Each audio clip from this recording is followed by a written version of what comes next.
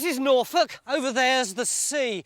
The ground round here is pretty flat and exposed, except for this little hill here, on the top of which is this deserted church. Now, we know that it's Norman, but all around here in the fields, people have been coming across pieces of metal that go back as far as the Iron Age. In fact, this is probably the richest site we've yet come across in Time Team. So, what was this place? What was going on here? Was it a settlement? In which case, what kind of people settled here? And can we find out in just 3 days? To make matters worse, we're covering this whole dig live. In fact, some of you may have seen the live shows that went out last August. But as yet, I haven't got a clue what's going to happen. All I can tell you is that this weekend is going to be pretty exciting. This is our site. It's huge. It's half a kilometre from one end to the other. This hill has never been excavated, but over the years people have come across an enormous number of finds here, many of them dating from the Saxon period. At the far end we have the ruined church, but we also have a remarkable aerial photograph. Together with the finds, it suggests that at one time there was an enormous settlement here. It's a pretty good snap, isn't it? It's amazing how much is showing up. Information. You can look at this for weeks, but what really shows up well is this enclosure. Yeah. It's huge, doesn't it? It could Sort go of boundary. right around there. Yeah, a huge ditch. So what are we going to do with it? Well, I think we want one or more sections across that to start with, I to think find out what date it is. Several trenches and try and track. I mean, it's quite clear here, but it gets increasingly confused there. If we can try and track it round. Well, I think that confused area there, we've got to come in with the geophysics, but also do some field walking and some metal detector surveying, and try and sort out what sort of material we get. I mean, from that confused area, as you put it. I mean, that's the one that goes for me. Yeah. I mean, I think there's something really exciting going on there. There's a little enclosure or something there, isn't there? What sort of periods are we looking at, Andrew?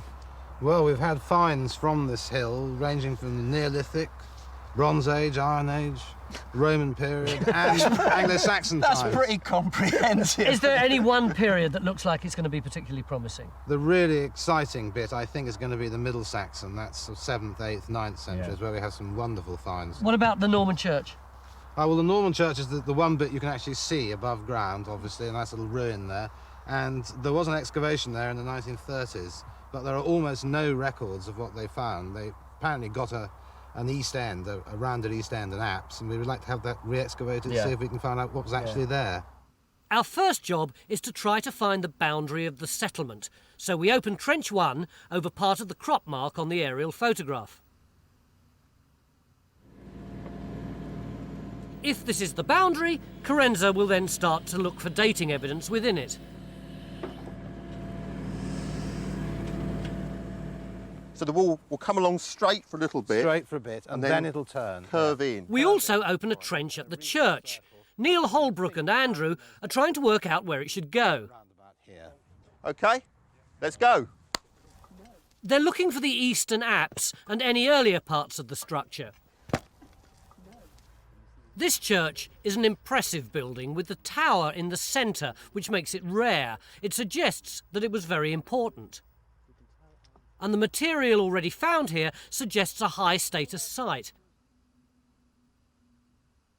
This is a stylus, a mid-Saxon pen largely used by monks. It suggests that there was a monastery of some sort here.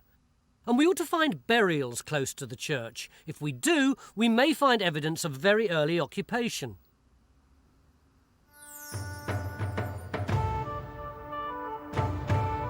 Stuart's already out and about, doing something strange.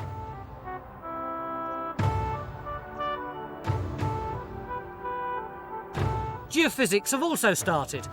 The sandy soil here is difficult for them to read, but they've adjusted their equipment and are doing what they can. Helping us on the site is an army of field walkers. And we have a large number of metal detectorists. Mick and I take a drive down to the incident room to find out what's happening down there. I want to ask you about metal detecting, Mick, because you said rather enthusiastically that you thought that we were going to start doing some metal detecting, but you used to loathe metal detectors, the great robbers of archaeology. That's right, and that's still true to some extent. I mean, I think we have to say there's two sorts. There's metal detectorists who work with archaeologists on projects, and it's just another piece of equipment to record as much evidence as possible. And then there's that very, very small minority of what are really robber treasure hunters who are busy, you know, pinching bits of our heritage and flogging them off. We can work with the people who are going to work as part of the project. How do you use a metal detector well? What does that mean? Well, when you're field walking and you're collecting bits of pottery and so on, you use metal detectors to get your metal at the same time. Yeah. So it's part and parcel of the collection. Head for that door down there, look, that's the back of the incident room. Past our enormous scanner trucks. Yeah, that's my lunch, I hope. In there. Well, And we can do a lot with that then. That's useful information, you see. let's hope so. Right, here we are. In the incident room, we're already busy. Sue's working on some maps for Stuart to try to put the area into some sort of perspective. Well, what I've been doing is trying to work out the relationship of the site to the coastline. You can see here that we're trapped in land. The red dot marks the site, and the coastline's about 7 kilometres to the northwest. The coastline looked very different from the prehistoric period onwards. You can see here that was the coastline, and that our site is actually on a site peninsula. If you looked at it in more detail, the island where our church is actually physically separate from the landscape around it. It is a very unique piece of topography compared to the rest of the coastline. You can see on the next slide, again, just how very easily accessible it is to the coastline, and still Steve's building up a 3D model to help us try and add all bits onto it where the archaeology was and so on. Just finished rendering. You can see we've got the digital terrain information in, we've got that skin, we've got OS map on top of it, and if we come around there, see our place is highlighted in yellow in the middle. Come around there, we can see more of the lumps and bumps, and on comes the flood level. So that's going to be a good base to put anything that we find on top of. We're also joined by Sandi Toksvig, who's helping the field walkers. And we have our first find. Amazingly, it's Saxon. It's a little Anglo-Saxon silver coin known as a skeet or shatter, 8th century. Wonderful. Just turned up from down And was here. that a field walker It's or was a it metal metal detector. detector? Yeah. That is thrilling. Can I hold it? Yes, sure. There you are. So what's it made of? What is it? Silver. Oh, and what would it have been worth, Andrew, in Anglo-Saxon times? Is it a lot or a little bit of money? Well, it would have been called a penny, Right. but we're talking about a time when there wasn't, in our sense of the word, a really developed monetary economy, and it would have had quite a specialised use, probably most likely for tribute to the king. Oh, so not worth a huge amount. Not a huge amount, but something very much more than the sort of pennies that we're used to. Well worth spending a penny in Anglo-Saxon times. Quite absolutely right. Okay, well, yes. look, I'm going to give that into your safe care and leave you to plot it exactly on the graph so we know where we found it. We'll do that right And now. I've got overexcited. I'm going to go look for another one. Do. And in fact, across the site, we found a second at around the same time. It's an Anglo-Saxon coin for a start, and on this side there's a rounded bit of ear. And on the other side, yes, there's an angular bit of nose. Not very flattering. No, huge nose. With a bit of work, could we get a more accurate date on that? Yes, we could get a date to within 10 years, and we could probably get a king and a moneyer. How valuable would it have been? I mean, is this something that would have been... It's not your loose change. In fact, this coin dates from 700 to 715 AD. It was minted in the Lower Rhineland by a coin maker called Epper. And Sandi's coin dates from the same time, from 700 to 710. Both these coins are very rare finds, and they firmly place our site in the Middle Saxon period. Yeah, Carenzo, what have we got here? Over at Trench 1, Carenza's making good progress. We found the ditch that was showing up in the air photograph and the geophysics. We've got one edge of it here. You see the change from the sort of light, chalky soil to the darker brown stuff. And then the other side, it's about 5 metres wide. The other side of it's coming through here. I mean, it feels sort of Iron Age to me at the moment, just by the sort of size of it, really. And we can find out what date it is and what shape it is, and then we can see if that feature that's over there is the same thing, and then maybe we'll be able to track it all around. Yeah, I think that seems quite reasonable. At Trench 2 by the church, forensic archaeologist Margaret Cox has a find that requires some care. I can tell you found something. Yes, we've got a human skull, which may be part of something bigger, maybe a whole body. So it could be attached, but you can't tell at the moment. No, we need to excavate a bit more of this fill away. in order to see whether it is a complete body or just disarticulated. And is the suit to protect you from it or it from you? No, it from me, so that we can do DNA analysis, and what we won't get is my DNA coming up loud and clear. Right. So And is it a Christian burial, do you think? Well, it's not going in the right direction for a normal Christian burial, but that's assuming this is a grave in the first place, so we shall see. Crack on. Good luck. At the far end of the trench, we have the beginning of something exciting, and the more we dig, the better it begins to look.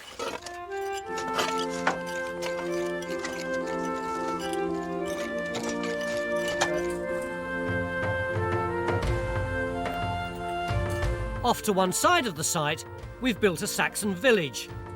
Here, we've got people recreating various aspects of life in Saxon times. Minting coins, weaving, and some cooking. And across the next 3 days, Hugh Fearnley Whittingstall will join them in an effort to recreate this piece of jewellery found on the site. Russell, you're our expert Saxon craftsman. What are we looking at here? We're looking at an Anglo-Saxon strap end that possibly hung from a belt. It's been made by a master craftsman himself. Is this something we could possibly attempt to have a go at in our cameo village? In our cameo village, it would be difficult. We'd have to cast the bronze, we'd have to mate it in the yellow, we'd have to inlay the silver wire. It'd be difficult, but we could have a go. Okie doke. So we're going to take this over here, and I believe, Victor, you're attempting to reproduce this in wax. Is that a bit of a challenge? That's right. It's going to be very tough. The technique's called the lost wax process, and what Victor's doing is going to make a master out of wax, which in turn will be pressed into clay. The clay will then be fired to bake the clay mould, remove the wax, and then into the void in the mould will be poured bronze. And hopefully, when we crack it open, we'll find a similar basic master to that which has been cast. That's quite a big hopefully there. Well, let's have a go. But complicated as it is, he's got 2 days to do it. Then geophysics throws another target our way. They've just done this corner of the site, over a crop mark that looks like it could be some sort of entranceway or a harbour. The results look pretty clear. So the church is here, Tony. Yeah. We've got the modern track, we've got a clear ditch, and then this clear curving second ditch, which may be the harbour, as you say. Well, yeah, we're right down on the edge of the marsh there, so we might have a harbour or all sorts of things. It might be the entrance, the ditch turning round into an entrance into this big enclosure on the air pictures. So we prepare to open our third trench. Is this some sort of entranceway? And what's its relationship with Carenza's boundary? Stop, back two, and then do it at the right angle. Phil's nursing a slipped disc, so he's into supervising this weekend, but John Gator's pretty sure he knows what he's doing. That should get the one ditch coming through on this line, and then the curve coming round, and you'll get the two separate ditches and where they cut each other. Wow. And I reckon that the straight one is later. You give me the dates for them as well, eh? In the incident room, we're working on the skull found in Trench 2. It's medieval and was probably buried here 500 or 600 years ago. Up at the trench, we've uncovered a floor from the same sort of period. This is lovely, isn't it? Yeah. This is fantastic. It's a 15th century glazed medieval floor, 2 colours, and it's all imported. It's all come from Holland and Low Countries, brought over in huge quantities in boats. Just think of all that weight coming over across the North Sea. Andrew, you're pretty excited about this, aren't you? Indeed I am, but I've actually got something even better here. Part of a slightly older tile, 14th century, and it's got the word Thomas stamped on it, but backwards. M-A. Why is it backwards? Because the die to stamp the tile was made by one person who could write, but didn't think it would be reversed when he actually stamped the tile, I'm afraid. This floor is a wonderful discovery. A floor like this suggests an important building, and the outline of it gives us an idea of what the building may have looked like. We can now show that the east end was rounded in Norman times, but we don't have any evidence of buildings standing here before the Normans built this church, so we close this trench down and decide to look elsewhere. Just north of the church, geophysics, using a rather odd new electromagnetic system, find a feature which could be a boundary ditch. There's a lot of activity on the geophysics, so we open a new trench, Trench 4. Here in the incident room, Mick and John Blair have been having a few more thoughts about how they can solve some of the mysteries surrounding the layout of the place. You're beginning to think it looks like some other sites, aren't you? Yes, I think it's fitting pretty clearly into a pattern of enclosed Anglo-Saxon monastic sites. We can see this if we look at one that's very like it here at Bampton in Oxfordshire. There's a very similar sort of enclosure, just a bit smaller. It's got a boundary ditch of the same sort of width, about 4 metres. It's near a watercourse over there on the left. And it's got a church in one corner sitting on a natural mound. But there is one site at Brandon in Suffolk which has been excavated extensively. We've got the whole western half of an island, very similar to this one in fact, with a causeway approaching it from down there. There's a waterfront on the northern edge with industrial buildings. There's a scatter of small domestic buildings, and then there are 2 churches at the heart of the site, one there inside the earthwork and one to the south. 2 churches? So there could be more than one in ours? Yeah, there's often more than one on these sites, sometimes in line along the top of a ridge or sometimes parallel to each other.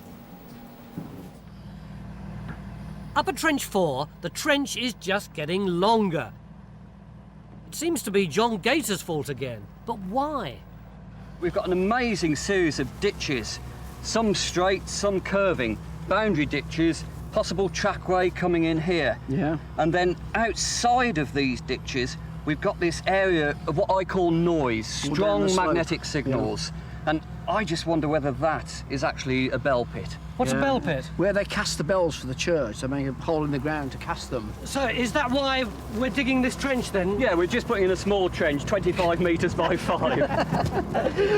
Come on, why are we making it so big? Well, the thing is, we want to pick up the boundary and also look at these industrial type responses outside. We know that these sites, there was a lot of metalworking, making knives and so on. They were also making bronze objects. And of course, they may have been making tiles, they may have been lead working, and there's often these areas around the outside. So this actually could be a key trench? Yeah, because you see, so often people bother with the church and forget the rest.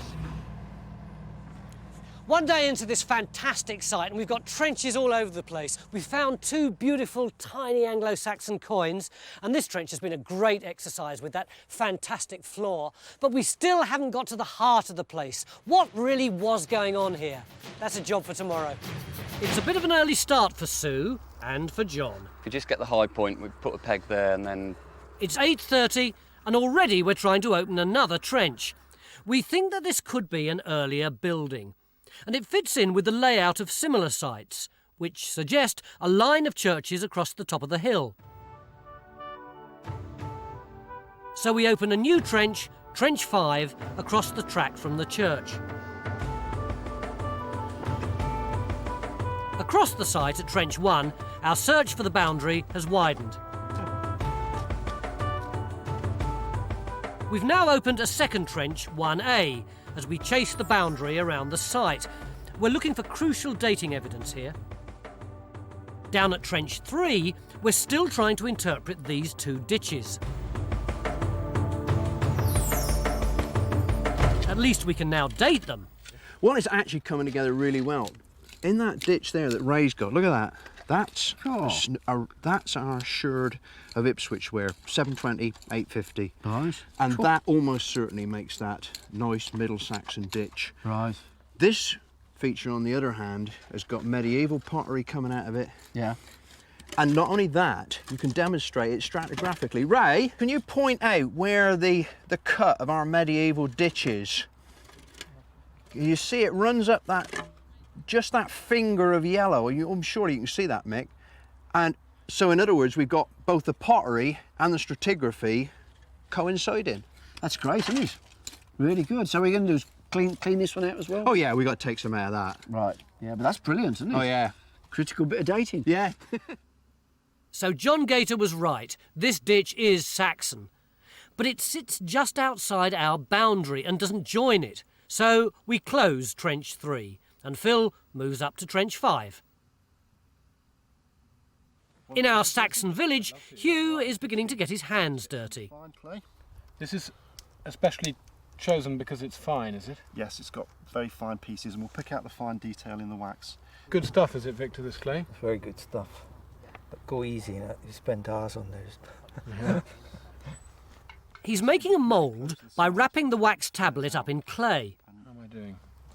Hey, that's pretty good. This mould will be hardened in the fire and the wax inside will melt. We then pour molten bronze into it to make the strap end. Up at Trench 5, just across from the church, it's getting pretty busy. We've found evidence of burials. We've uncovered 2 skeletons and we have this strange little mound. What is this? This is actually an oven, I think, because you see all the burning around it and it's got a floor in it. And then there's these little holes around, stake holes, and what they've done is put a wickerwork frame over the top like that, rather like we've done down there, and plastered it with clay. And then, you know, you put your furs or your quick burning twigs and things in, get the thing hot, and then when it's hot, you shove your bread in. This oven is a great find, and as it happens in the Saxon village, we were already partly through building one just like it when we found it. This gives a good idea of what it would have looked like. We're in a little house, in fact, we're part of a house. Can we see any more of the house? Is that part of it? Well, this must be the floor, because it's got no pebbles, and Niall thinks this is actually part of the wall running across here. Quite where it goes elsewhere, we can't see, because the trench is not big enough. It is beautiful, though, isn't it? Yeah, it's a nice thing to find. What I don't understand, we ought to get down the incident route now, is that originally we said that we thought this was going to be a monastic site, didn't we? And now what we're finding is a rather sweet little village hut. Yeah, but it still might be monastic because they've got burials cutting through that building with the oven. Yeah. That building with the oven is 12th century, judging by the pottery that was found all over the surface. Yeah. So at some stage they extend the graveyard out over that building, probably up to another road at another boundary, which is beginning to show up at the end of the trench. Yeah. And they cut through it with all these burials. But that doesn't mean that there's not something underneath the 12th century house. And there's not really any natural, that is the geology, showing through there. So there may well be, you know, a layer of occupation on top of what's there. It's now early afternoon on day 2. So far, we've opened 5 trenches, and I'm having some difficulty in dealing with the scale of this site. We've also had loads of finds coming in, but they span an enormous period. So where's our strategy? We're coming to this really frustrating point that you get in every dig, where in each individual trench everyone's saying, yes, I know absolutely what's happening. But as far as the thing as a whole is concerned, nobody really seems to know. And I'm still missing the big picture. John, have you got any view of how this site's coming on? What might have been here? I'm trying to get a picture. It's certainly high status. It could be a lord's residence. Personally, I think it's much more likely that it's monastic, with the churches and main buildings on the top of the hill, maybe with workers and craftsmen on the periphery down at the bottom of the hill. But it looks like a lot of trade. It doesn't look like people living here somehow. Yeah, but that's because on a site like this, like many archaeological sites, 9/10 of the evidence has rotted away. You know, all the wood's gone, all the leather, all the basket work, all that sort of stuff just disappears. We're left with the last bits that don't rot, the inorganic stuff. Yeah. What about priorities? Well, I think what we ought to do is make a real effort to get to the bottom of the big ditch, the big enclosure ditch, try and get a date on that, and if we can, get started on that area to the east of the church, where there might be a much earlier building, which we'd love to have a look at. Yeah. This is the area east of the church that Andrew wants to look at. Geophysics have found a feature which may be an earlier church, on a different alignment from the present church. Big question.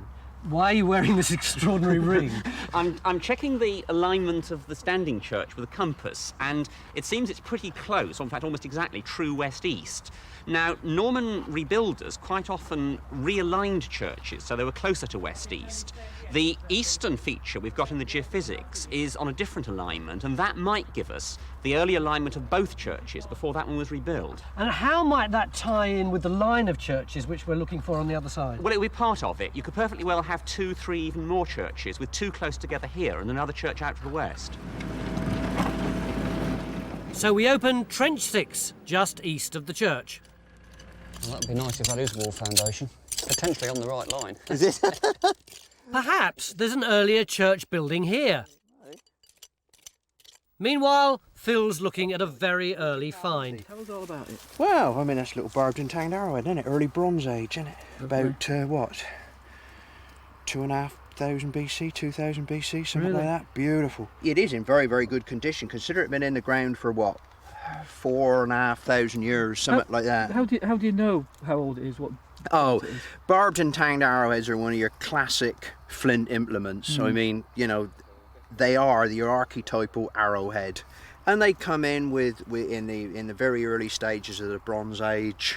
And as soon as you see one of these things, you know instinctively where they are. A beautiful find. Well, Harry's the man who found it. You're the guy who found it, are you? Well, look, can you find some more? Because you're doing my health the world of good.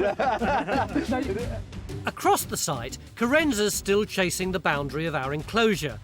Her 2 trenches have found this side without finding dating evidence. Now she's trying over here.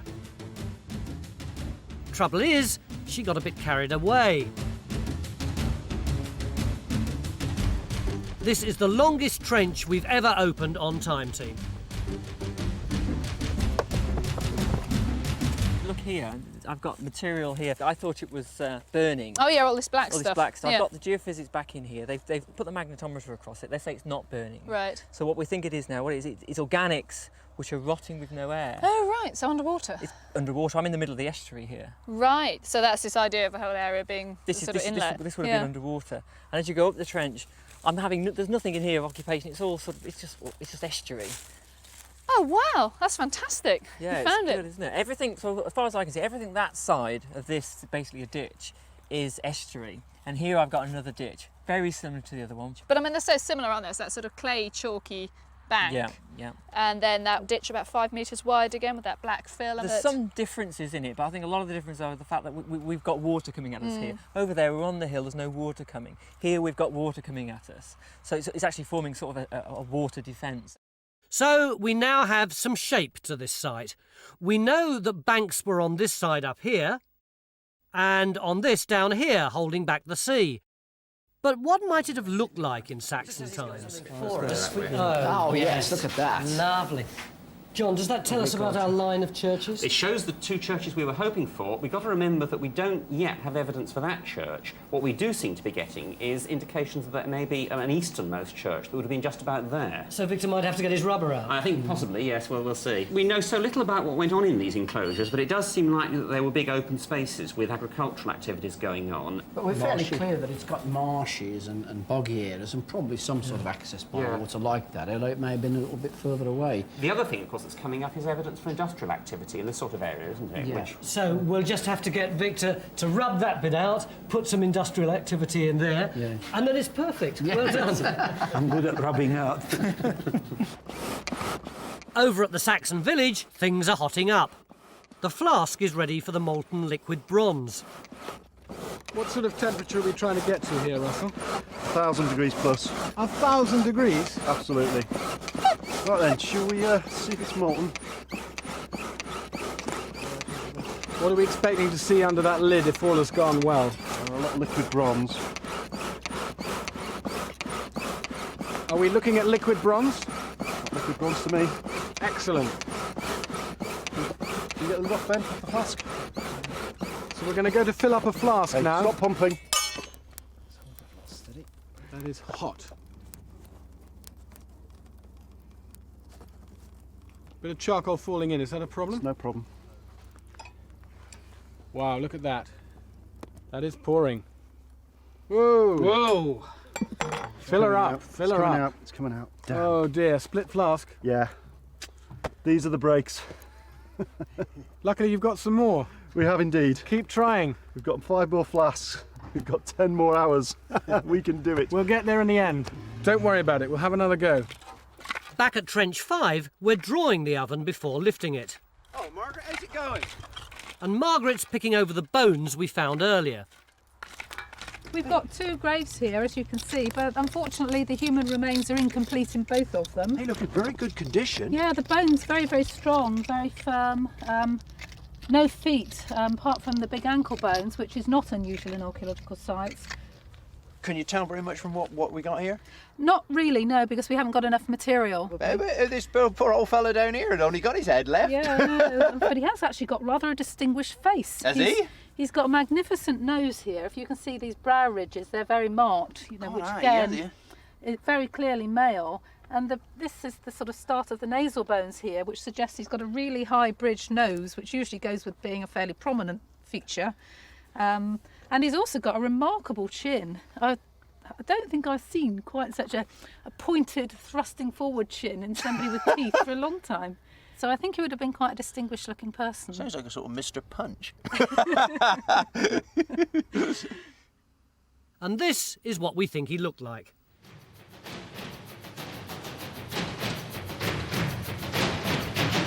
Meanwhile, at Trench 6, our hunt for an earlier church building is just becoming more and more frustrating. Well, this trench has raised our hopes and then dashed them, sadly. If you look in the trench here, earlier on today we found this very hard rock, which we scraped this off and it looked very much like a wall, and we got very excited. The only trouble is that the wall actually kept going and going and going. So in fact, it actually extended out and out. Now it's just a lump of the bedrock coming out the ground. So we were very excited and then we were very disappointed. So I have to say that despite our best efforts and the geophysical's confidence, we haven't actually got a great deal. Now, what I don't understand is when I was here about 20 minutes ago, this trench only went up to there. All this is new. What's happened? Well, we decided to extend it and go down a bit. Because? Well, because we weren't getting anything in there. Why not? Well, I wasn't here, but I think we didn't really dig it long enough, I think, is the answer. There was a slight ambiguity about the actual position of a geophysical anomaly. A slight ambiguity. Look, I'll show you, excuse me treading on your trench, just to show them. Originally, it was thought that the line that this new building might take was over here. We now think that it was more like over there. Is that right? We knew it was going that way on the geophysics. We just didn't take it quite far enough that way. Somebody put the trench in wrong. Well, I wouldn't go that far, but more of a margin for error is what I'd like to put Anyway, forward. we've got to take it down a bit more yet because it's not really showing anything at this end, is it? No, it's still a little inconclusive, but we are still exhausting every last possibility because it's so interesting, this trench, potentially. It's the end of day 2 and the Saxons are having a party. Spit roast hare and buttered worts. Just what we need at the end of a long day. Oh, and a cheese called Stinking Bishop.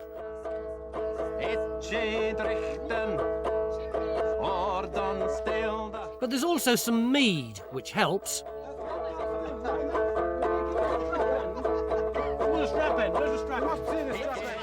This enormous site is beginning to take some shape now.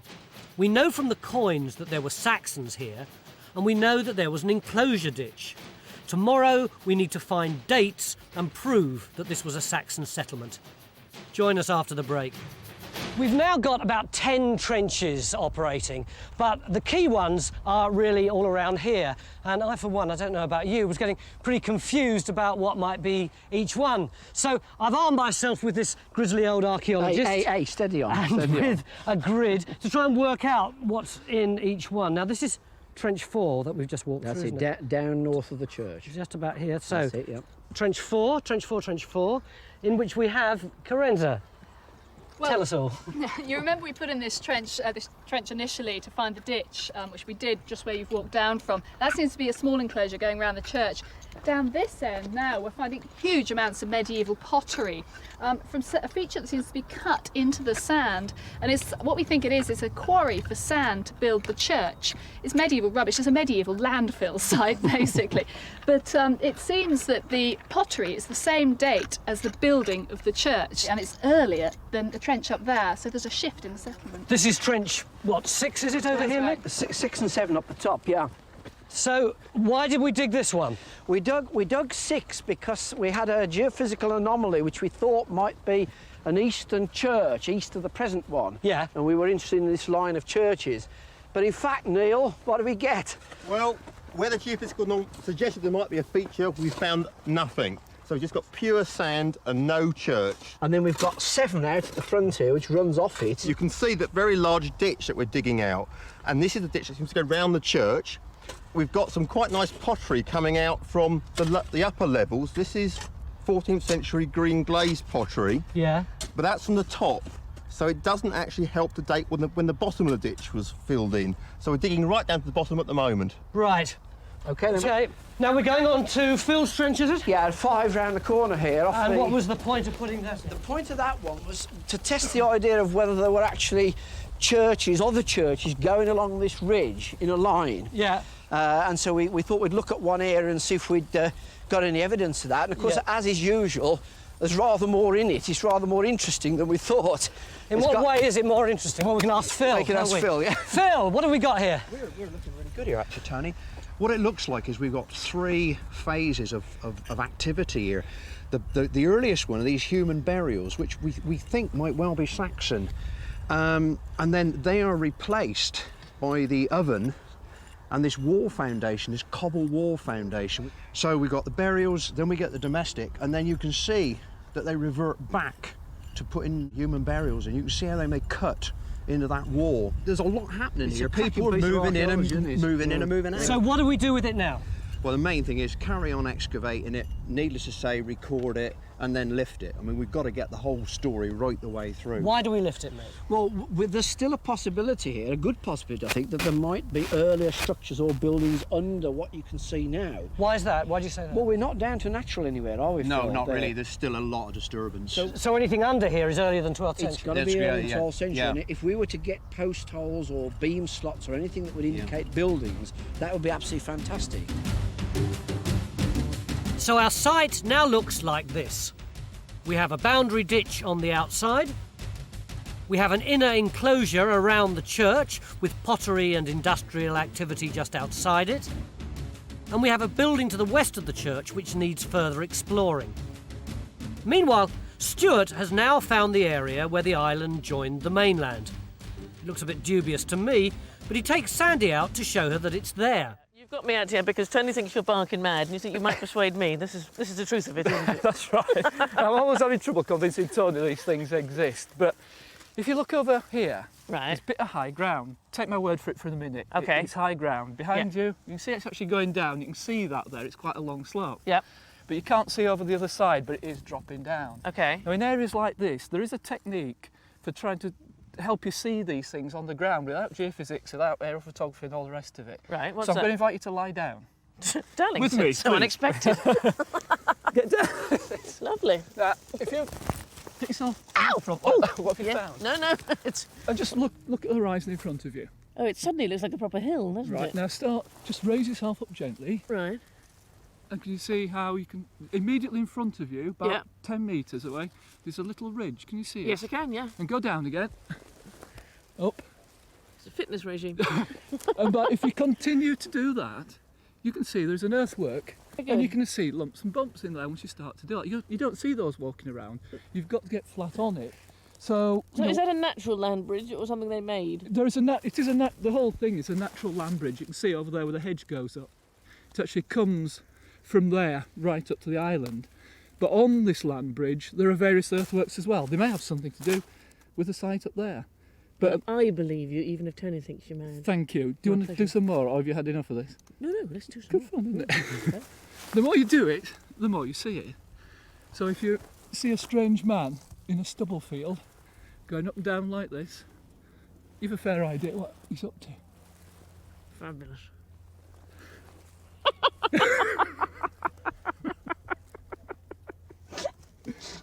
What am I doing here? Over at Trench 4, we've called in a local pottery expert to help date our finds. There's a complete lack of glazed wares here. The glazed wares start 1180. There isn't any glazed ware, therefore this assemblage has to start before 1180. And you appear to have the full range of domestic pottery here. You've got the spouted pitcher, which would be used for... That's the spout. Yes, and there's just see the handle there, or where the handle's yes, broken that's off, where it yeah? would come off. There's large pieces of large storage jars. And this one huge, because there's no these curve on that, is there? No, I mean this vessel would have been 2 or 3 feet high easily. So it could have been sort of this high off the ground? Yeah, for certain, yeah. Good God. And yeah. for what, water? Water, flour, anything really. They were possibly even used as urinals in some cases, or mouse traps. Oh, mouse traps? Found them buried in the floors of cellars, so the mice would fall into them and they wouldn't be able to get out again. So, Gosh, you might get a huge number of mice in something I would that's think so, happening. yeah. We've also got bits of cooking pots here. There's, you can see these two pieces are heavily encrusted with soot on the outside. They're all blackened, aren't they? Yeah, see they're much lighter colour if you turn them Yeah. over. So Oh, that would have sat on the fire, possibly for boiling water in it, cooking food. We do get the residues of these things analysed, and we can get some idea of the diet at the time. So basically, we're talking settlement and lots of it I'm around absolutely here. certain of this. I think you've got a lot of pottery, a lot of big pieces of pottery, and it's all local stuff, and it's all broadly contemporary And with these the are the church. people who were living here while the church Yeah, was being built. I'd be certain of this. So this pottery gives us evidence of Norman occupation, but still no sign of Saxons living here. Down at the Saxon village, we may have a bronze cast for our strap end. We're ready to go. We're going to crack this flask open, and with a bit of luck, timing. there'll be some bronze strap ends in here. If this is... Oh yes, we've got a bit of bronze something. That's actually got a pattern on it. And this is it. Hugh's next job is to decorate it in the style of the times. It's a complicated twiddly job, not without its problems. 3 panels. I'd like to pick up the piece nearest you. This one here. Yeah. There we go. And drop it into the end panel. Oh God, I've dropped it. God, I don't know how you must have the patience of a saint to do this. We're never going to find it. Watch where it flies next. Oh, there we go. Which way round? Like that? Yeah. There we go. I don't think I'd make a master craftsman. How's that? With practice, That's not bad. that's not bad. Is that all right? Yeah. Yeah? I've I'd seen leave that better. there? Looking good. I'm sure you've seen better, Russell. I'm sure you do better every day. With 3 pieces in place, we only have to add the final decorative niello. And then it's into the oven to harden it up. Just on there. Yep. Oh, wonderful. You've got the geophysics over the air photo. That's fantastic. In the incident room, Carenza and Phil are trying to work out where to go next in our hunt for the So we've got boundary. the church in the middle here. And, well, this is the boundary we've been chasing round that we're wondering if it goes all around the church. We've got it here and here in the sections and here. And the air photograph shows it coming around here. And obviously this is the same thing carrying on in the geophysics. What we don't know is what happens after that. The logical thing, I suppose, is actually we really want to know what's happening to your enclosure ditch down there. I want to know whether it comes around and encloses the church in a huge area. I think I'll speak to John and Chris and see if they can do some more. If they can, that might give us a target. If not, I think we might just put a long trench in and try and find it anyhow. Get it curving round. Yeah. This is the area geophysics are looking at. Although time's running out, John is having one last attempt at finding a date for our boundary ditch. He's in a desperate race against the clock. Well, I've certainly got a 70 there. I'm dropping down 50s, 40s. But back at Trench 5, there's an exciting development. What we've got is this amazing skeleton. It's only just come up, and importantly it goes underneath the 12th century settlement. We've even got 10th, 11th century pottery to go with it. It's a complete skeleton. It's right at the bottom of the sequence, and more importantly we can say exactly how it died. Go on, Margaret, tell him. He's literally been lobbed across the forehead with somebody with a very heavy, sharp-edged sword. He's sliced off that chunk of bone, which has been pushed back into his hair and his skin, and it would have killed him. There's no question that that was the cause of this man's death. Poor chap. and you say it's almost a unique thing? This is very, very unusual pathology. To actually have the slice of bone that's been slashed off retained, presumably within the soft tissue, is really unusual. It makes it a very important skeleton. Of equal or more importance is what on earth this person, what the context of that is. Is that a battle victim? Or is it somebody a result of a Viking Whoever raid? did that or? knew how to use a sword. This isn't 2 guys who'd got drunk one night and had a bit of a tiff. This is serious swordsmanship. It's a very difficult cut to make. Yeah. That's great! Yeah. But the important thing is we've got earlier than 12th century evidence of burials on the site. So this trench has turned out to be crucial, and the layers help us with our story. These skeletons on the top are probably early medieval. The building with the oven dates from the 12th century. It's too big to be a house, but it's very possible it was monastic. And right at the bottom, we have a Saxon man. This all helps us paint a wider picture. We can say that there were burials from the Norman churchyard stretching out to about here. We know that there was a large building here. And in the early 12th century, when the church was being built, there was a quarry here from which they took sandstone to use in its construction. And there may well have been a bell pit here.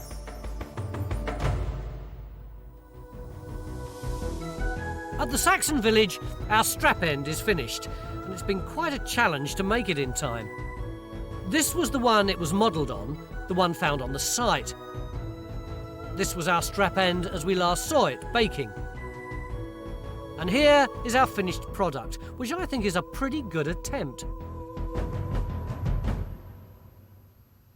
But we're not quite finished.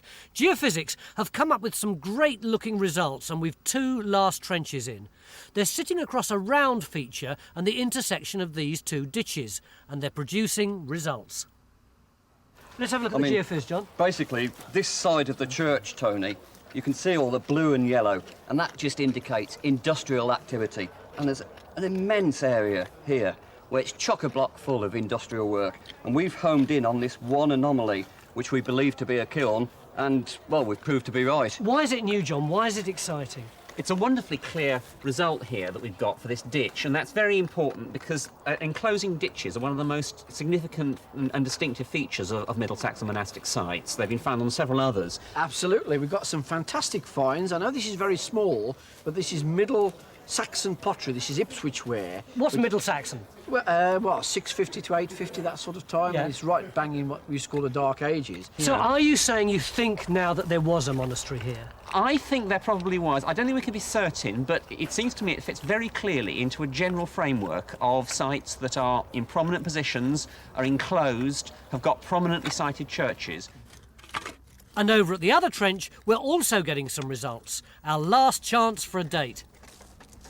Andrew, hi. This is the trench across this ditch we've been following really all weekend. At last, we've got masses of stuff coming out of it. Masses of bone, shell, slag, and finally some good early dating evidence. Look at this. No, that's more like it. Gosh, yeah. That's a Saxon loom weight, isn't it? That's a fired clay, sort of pottery, Saxon loom weight, and the shape of it suggests to me that that's more likely to be 8th and 9th centuries than either earlier or later. So that's just the right sort of date that we were hoping for. So this would have been hanging off the bottom of somebody's loom in the 8th century and basically gives us an 8th century date for the whole of this boundary ditch. With a bit of luck, that's right, yeah. It's fantastic. That's great. I'm so wonderful, pleased. Wonderful. This loom weight is a crucial piece of evidence. It gives us a Saxon date for occupation. Saxons were living here. We know from this pottery that people were cooking with these pots and using them for drinking and for storage in the 8th and 9th centuries.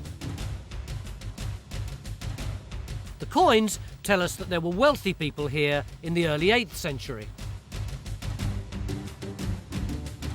And the loom weight from the same period shows us that they were weaving their clothes here. The fact that we found this at the bottom of the ditch that surrounds the site also gives us an 8th century date for our enclosure. 1200 years ago, inside this enclosure were fields, animals, workshops and houses, all of which may have been serving a monastery building.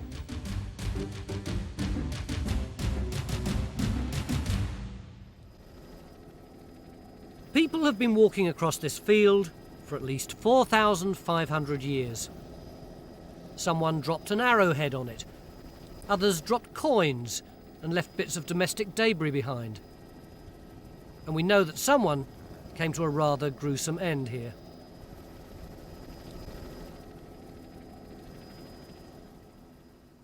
And now, 1,200 years after the event, we can reveal what happened.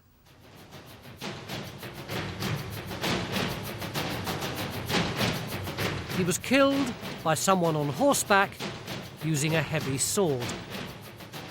The horseman was travelling at speed. Our victim died instantly.